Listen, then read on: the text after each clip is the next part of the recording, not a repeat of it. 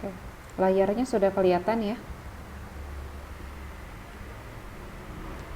Oke, jadi pertama yang akan Ibu bahas untuk parasit dari kelompok sporozoa ya. Dari kelompok sporozoa ini adalah toksoplasma. Dan penyakit yang diakibatkannya namanya toksoplasmosis ya. Ada yang pernah dengar mungkin apa itu toksoplasma?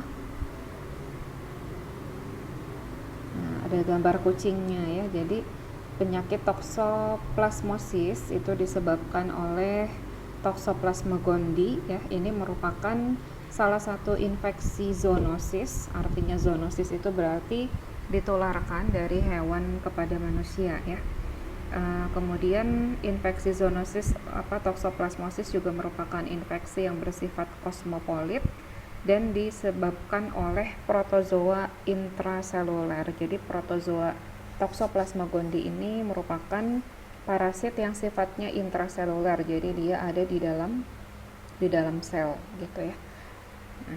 Nah, hospes definitif dari Toxoplasma gondii itu adalah kucing dan sejenisnya, jadi keluarga golongan Felidae ya. Kucing itu termasuk kelompok atau golongan Felidae gitu. Nah, hospes perantaranya adalah bisa manusia, kemudian juga mamalia yang lainnya, kemudian juga burung begitu ya. Tapi hospes definitifnya itu adalah kucing ya. Jadi berbeda dengan parasit-parasit yang mungkin kita pernah bahas sebelumnya, yang rata-rata hospes definitifnya adalah manusia ya. Tapi untuk toksoplasmosis ini hospes definitifnya adalah kucing. Penyakit yang diakibatkan oleh Toxoplasma gondii adalah toksoplasmosis.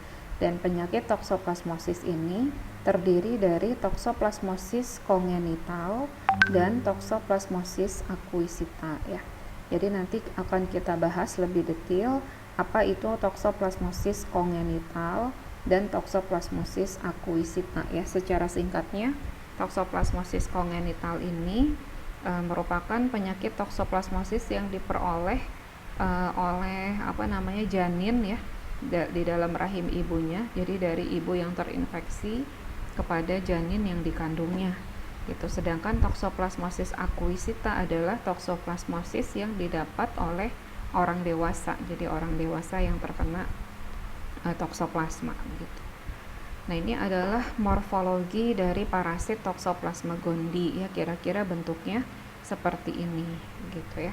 Ini tidak akan Ibu bahas satu persatu apa strukturnya, apa fungsinya, karena memang ranah kita tidak di sini begitu ya. Ini hanya untuk menggambarkan saja seperti ini loh gitu ya bentuknya parasit Toxoplasma gondii. Nah, bagaimana cara transmisi atau cara penularan dari toksoplasmosis ini? Jadi ada 4 jalur transmisi toksoplasma pada manusia ya. Yang pertama adalah melalui makanan atau foodborne ya. Kemudian bisa juga dari hewan ke manusia atau disebut juga dengan zoonosis ya, infeksi pada hewan yang ditularkan kepada manusia. Kemudian bisa juga ditransmisikan secara kongenital, yaitu dari ibu yang terinfeksi kepada bayi yang dikandungnya. Kemudian yang keempat, bisa juga melalui jalur yang lain seperti transfusi darah dan juga transplantasi organ.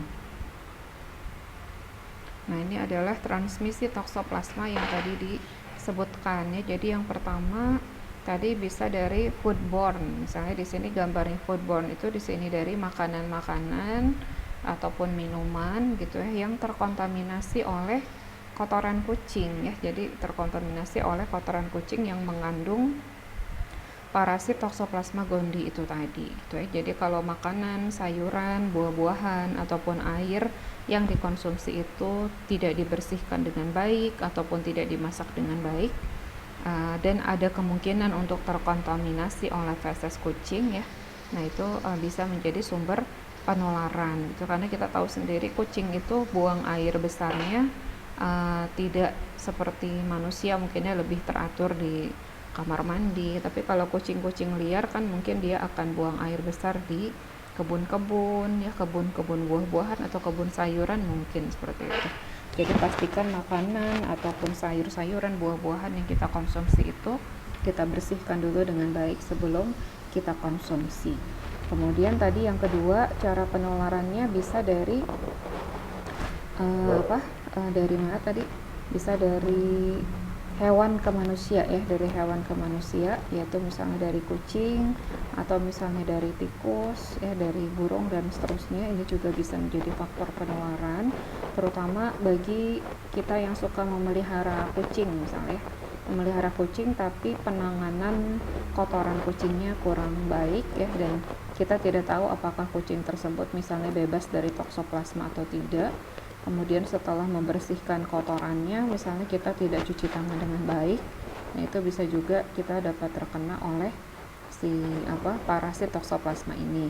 Terus bisa juga tadi lewat transfusi darah atau transplantasi organ ya, dan juga bisa juga dari ibu hamil yang terinfeksi kepada janin yang dikandungnya. Seperti itu ya. Jadi ini asal muasalnya itu adalah dari feses kucing ya. Di dalam feses kucing ini mengandung ookista dari toksoplasma. Kemudian misalnya kotoran kucingnya termakan oleh tikus, termakan oleh burung gitu ya, dan kemudian akan menjadi kista pada otot-otot si tikus ataupun si burung ini tadi.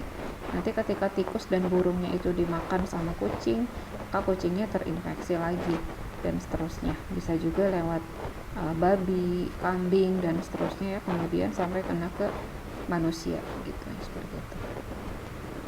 Untuk gejala klinisnya, gejala klinis dari toksoplasmosis ya. Jadi toksoplasma gondii ini dapat menyerang semua organ dan jaringan tubuh hospes atau sel-sel berinti kecuali sel darah merah. Kecuali sel darah merah, karena sel darah merah itu tidak berinti. Ya, kemudian kita lihat pada toksoplasmosis aquisita, di mana toksoplasmosis aquisita ini mengenai orang dewasa yang sehat, biasanya tanpa gejala ya, ataupun kalau ada gejala, gejalanya ringan seperti flu biasa gitu ya.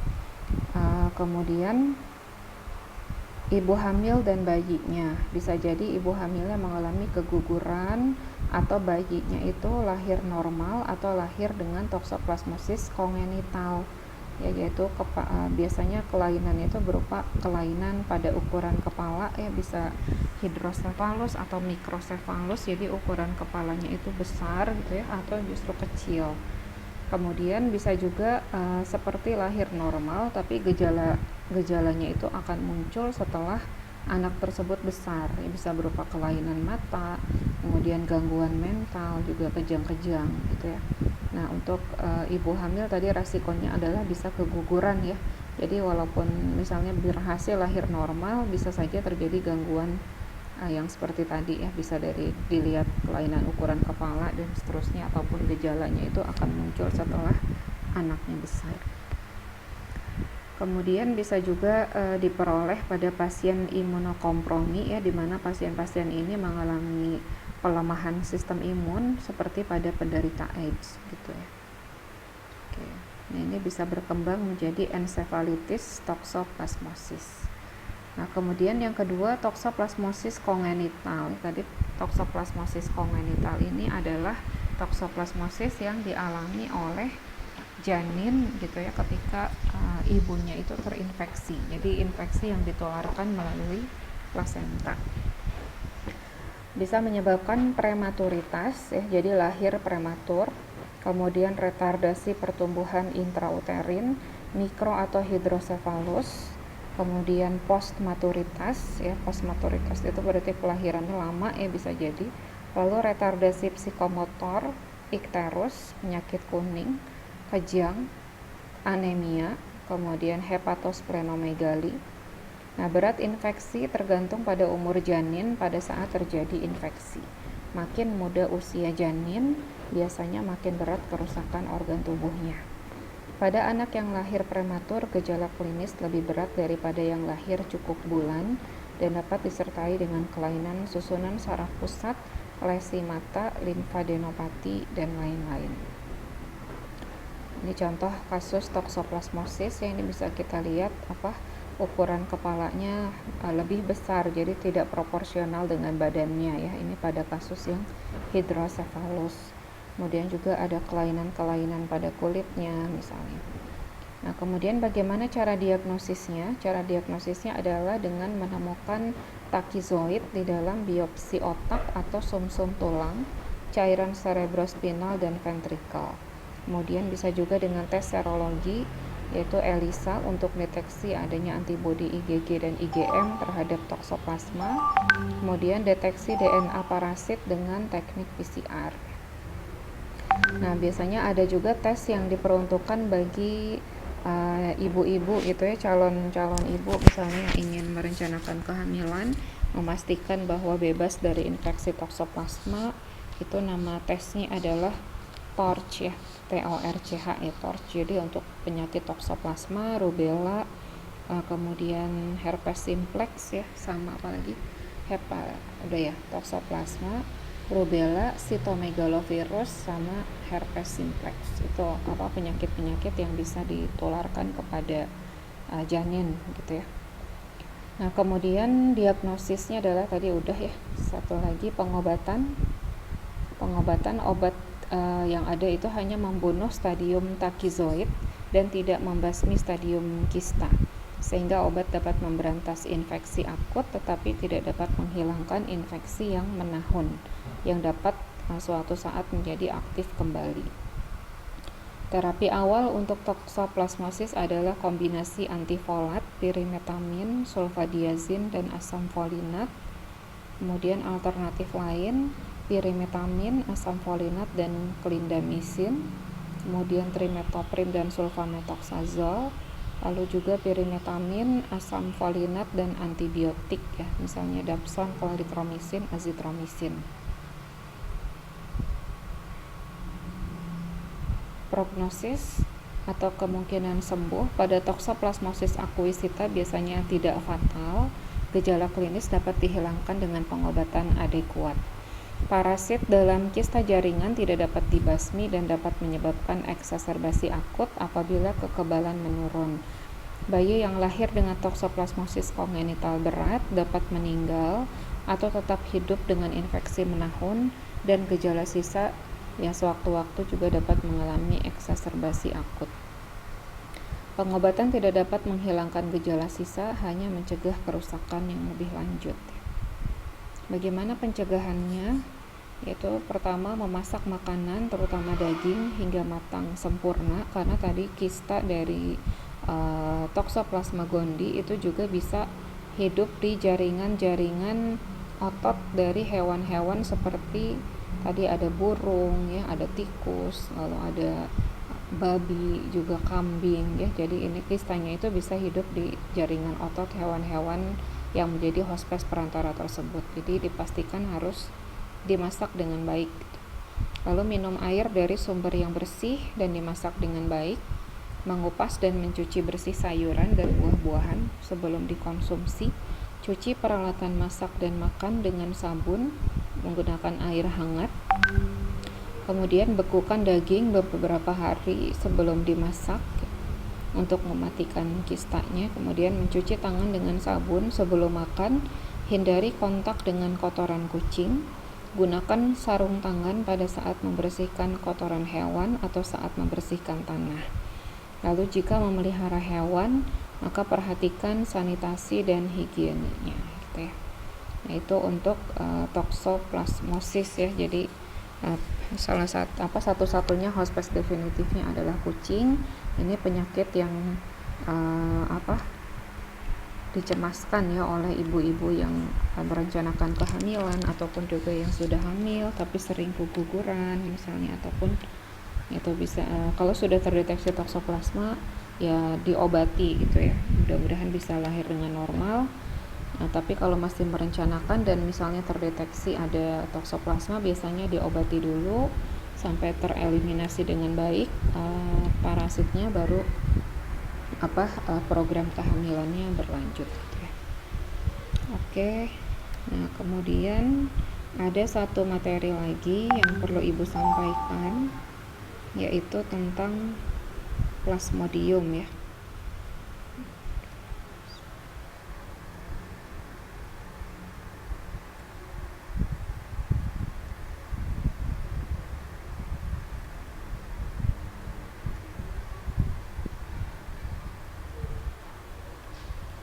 satu lagi parasit dari protozoa ya, yang merupakan parasit patogen pada manusia.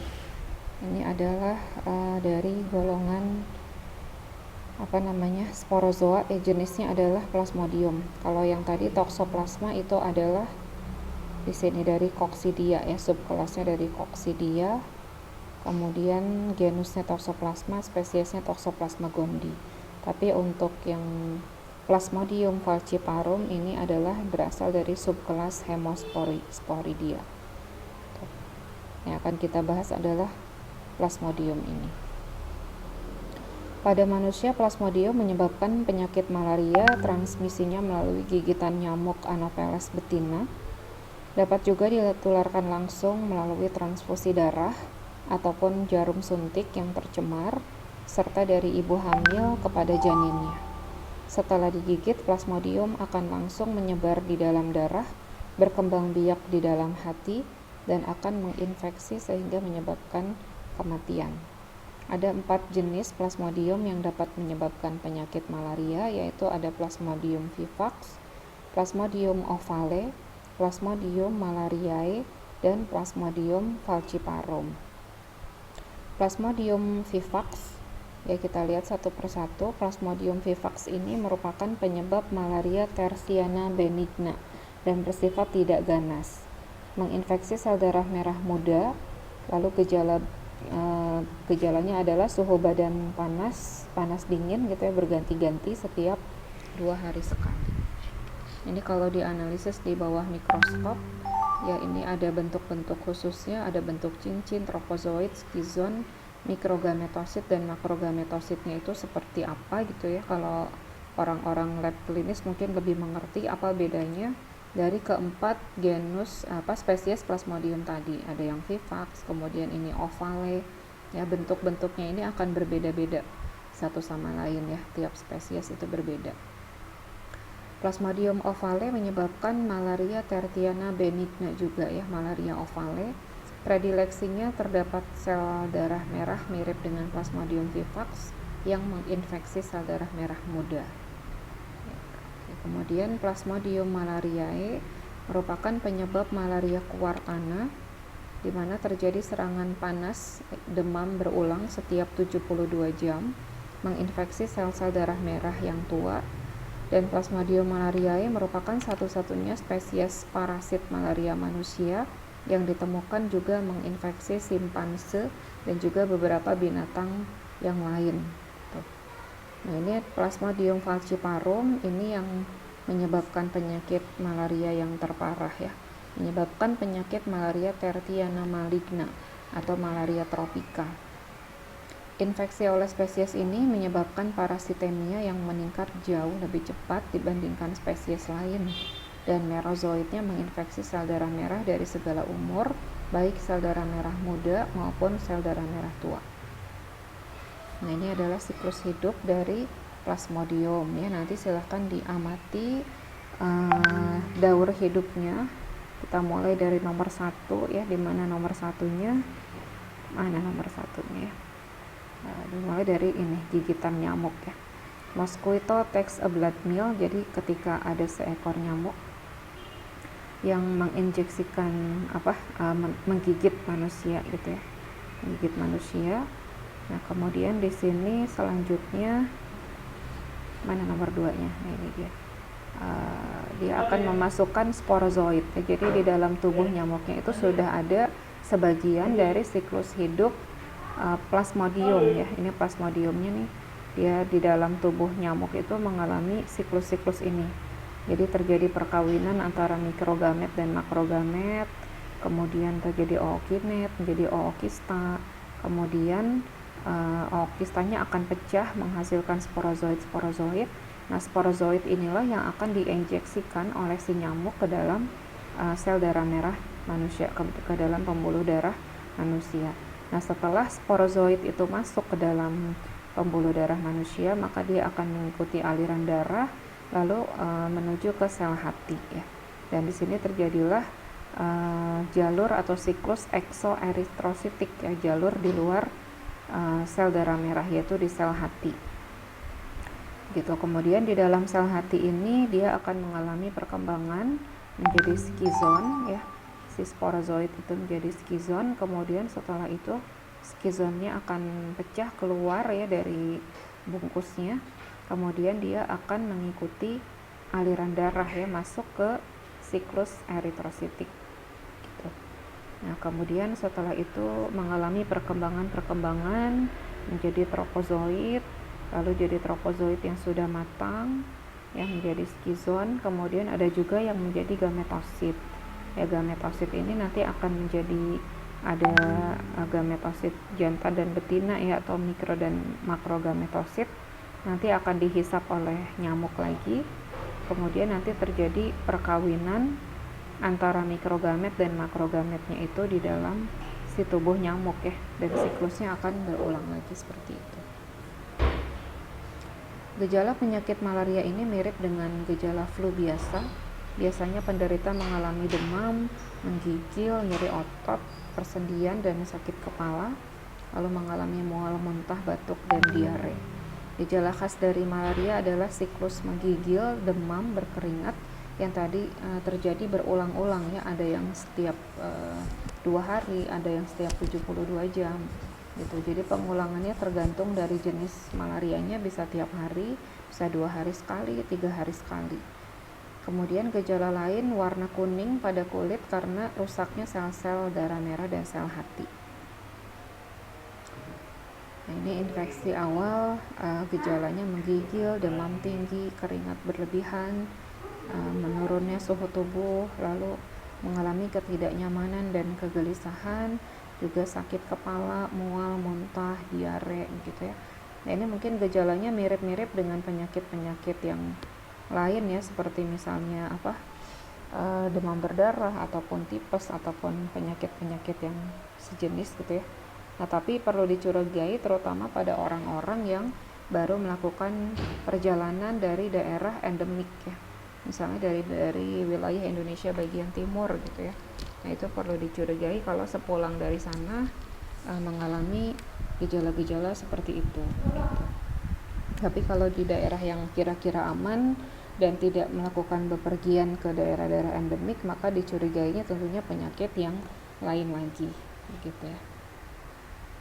Pengobatan, tidak ada vaksin yang efektif untuk melawan malaria ya.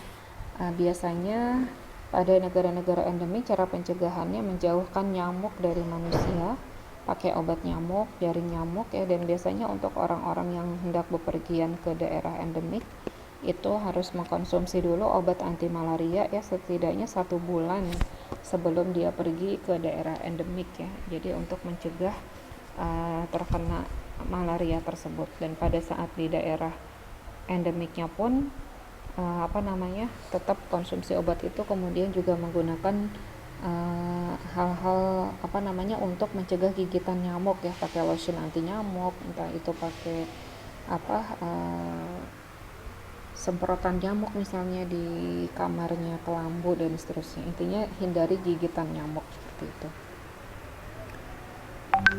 Ada 3 faktor yang harus diperhatikan dalam pengobatan malaria, yaitu jenis plasmodium yang menginfeksi, keadaan klinis pasien, apakah pasien itu dari segi usianya misalnya ada anak-anak atau lansia atau dewasa, kehamilan, dan juga jenis obat yang cocok untuk plasmodium penginfeksi. Jenis obat tergantung dari daerah geografis tempat plasmodium tersebut hidup. Hal tersebut disebabkan adanya plasmodium yang sudah resisten terhadap beberapa obat pada daerah tertentu. Jadi biasanya sudah ada data ya di daerah-daerah tertentu itu plasmodiumnya yang dominan adalah apa, kemudian sudah resisten terhadap obat apa, sehingga obat yang diberikan direkomendasikan adalah obat tertentu. Malaria ringan dapat diberikan obat oral, sedangkan malaria yang berat yang memiliki gejala klinis perdarahan harus diobservasi di rumah sakit dengan pengobatan intravena. Nah, ini adalah obat-obat yang biasa digunakan untuk pengobatan anti malaria ya. Ada skizon torsida jaringan primer, jadi yang ditarget adalah skizonnya. Contohnya ada proguanil, pirimetamin, mencegah masuknya parasit ke dalam eritrosit. sebagai profilaksis kausal. Kemudian ada skizontosida jaringan sekunder, contohnya primaquine, membasmi parasit pada daur eksoeritrositik. Lalu ada skizontosida darah, membasmi parasit di stadium eritrosit, contohnya kloroquine dan amodiaquine. Sedangkan yang efeknya terbatas adalah proguanil dan pirimetamin. Lalu ada juga yang targetnya adalah gametnya ya. Tadi kan ada gamet, ada makrogamet, mikrogamet ya. Gametosida. Selain termasuk gametosid, obat juga bersifat sporontosida. Nah, ini contohnya sporontosida untuk menghambat dan mencegah gametosid dalam darah membentuk ookista dan sporozoid dalam nyamuk Anopheles. Contoh obatnya adalah primaquine dan proguanil. Prognosis untuk malaria berat tergantung pada kecepatan dan ketepatan diagnosis dan pengobatan. Pada malaria berat yang tidak ditanggulangi, maka mortalitas atau jumlah kematian pada anak-anak sekitar 15%, dewasa 20%, dan pada kondisi kehamilan meningkat hingga 50%.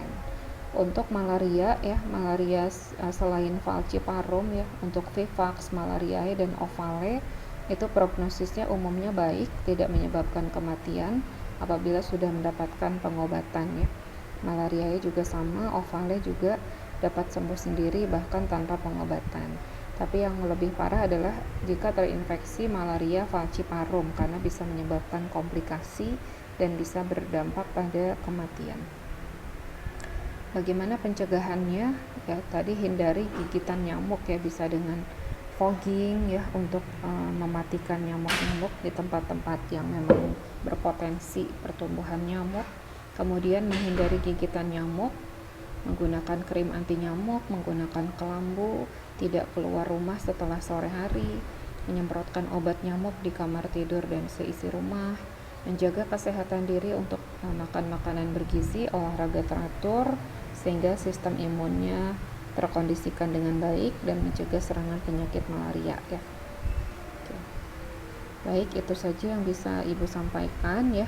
Intinya di sini Ibu hanya memfasilitasi materi ya, selebihnya untuk lebih memperdalam.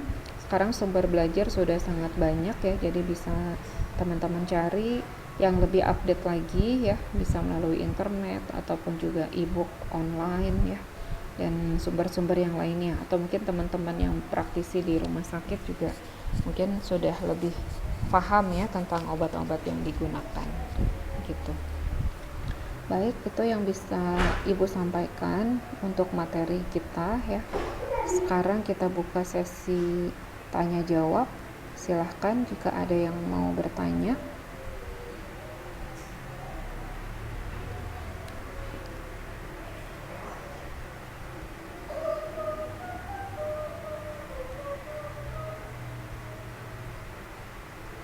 Gak ada. Nanyanya apa? Kisi-kisi ujian.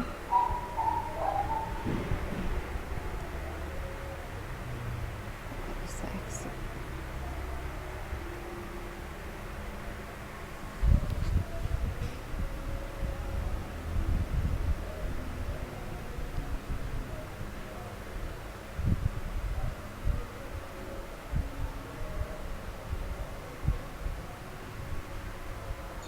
Ibu, Iya, Bu Rina mau bertanya.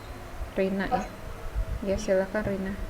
Ya, Ibu, yang tokso itu kan dia menginfeksinya itu dari kotoran hewan itu, Bu, ya, terutama kucing. Itu biasanya kotorannya itu yang masih basah apa yang udah kering gitu, Bu? Jadi kan apa berkembang biaknya itu saat dia udah kering, jadi dia berspora jadi nyebar atau bagaimana? Soalnya ada banyak kucing, Bu. Oh, di rumah banyak kucing ya. Baik,